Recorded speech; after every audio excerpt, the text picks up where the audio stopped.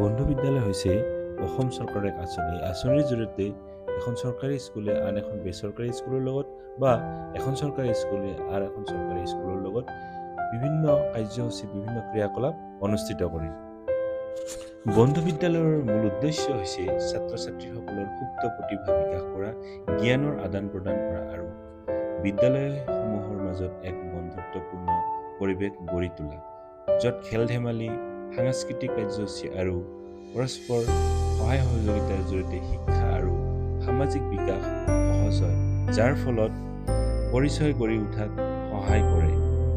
এই মহান উদ্দেশ্য আগত ৰাখি যোৱা 4 নৱেম্বৰ তাৰিখে মামুদপুৰ নতুন বস্তি প্ৰাথমিক বিদ্যালয়ে সখেলিপাৰা প্ৰাথমিক বিদ্যালয়ত আলহী হিচাপে গৈ তেওঁলোকৰ ছাত্ৰ ছাত্ৰীসমূহৰ মাজত বিভিন্ন ক্ৰিয়াকলাপ অনুষ্ঠিত কৰে।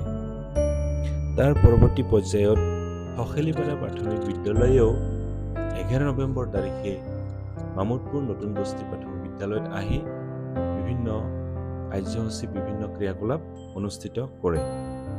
প্ৰথমে মই যোৱা 4 নৱেম্বৰ তাৰিখে হোৱা সখেলিপাৰা প্ৰাথমিক বিদ্যালয়ত অনুষ্ঠিত হোৱা বিভিন্ন কাৰ্যসূচী কিছু অংশ দাঙি ধৰিবলৈ চেষ্টা কৰিছোঁ। সখেলিপাৰা প্ৰাথমিক বিদ্যালয়ত অনুষ্ঠিত হোৱা বিভিন্ন কাৰ্যসূচীসমূহৰ ভিতৰত প্ৰথমে আছিল শিক্ষক আৰু ছাত্ৰ ছাত্ৰীসকলক আদৰণি জনোৱা আৰু প্ৰধান শিক্ষক সমন্বিতে সহকাৰী শিক্ষকসকলক গামোচাৰে সম্বৰ্ধনা জনোৱা।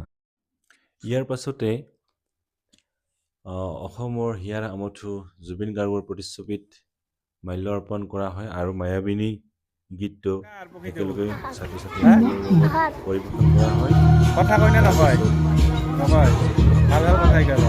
বিতৰণ কৰা হয় আৰু কিছু সময় জিৰণি ল'ব দিয়া হয় আৰু সেই চেগতে সকলোৱে চাহ জলপান গ্ৰহণ কৰে।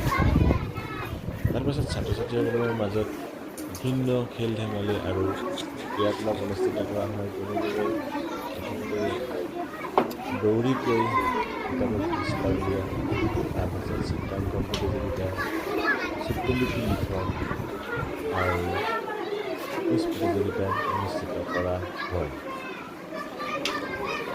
পাছত 12মান বজাত দৈনন্দিন তালিকা অনুযায়ী দুপৰীয়া মধ্যাহ্ন ভোজন লগত বিতৰণ কৰা হয়। শিক্ষকসকলেও লঘু আহাৰ গ্ৰহণ কৰে। তাৰ পাছত পৰৱৰ্তী কাৰ্যসমূহ যেনে গীত মাত প্ৰতিযোগিতা আৰু পুৰস্কাৰ বিতৰণ কৰা হয়। এনেদৰে আনন্দপূৰ্ণভাৱে দিনটো পাৰ কৰি 4মান বজাত সেইখন স্কুলৰ পৰা বিদায় লোৱা হয় আৰু সেই স্কুলৰ পৰা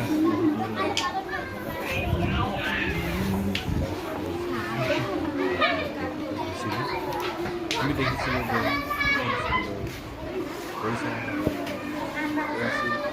প্ৰেছিডেণ্ট সমন্বিতে অঞ্চলৰ ৰাইজ উপস্থিত হৈ বিভিন্ন কাৰ্যসূচীত সহায় সহযোগিতা আগবঢ়াইছিল আৰু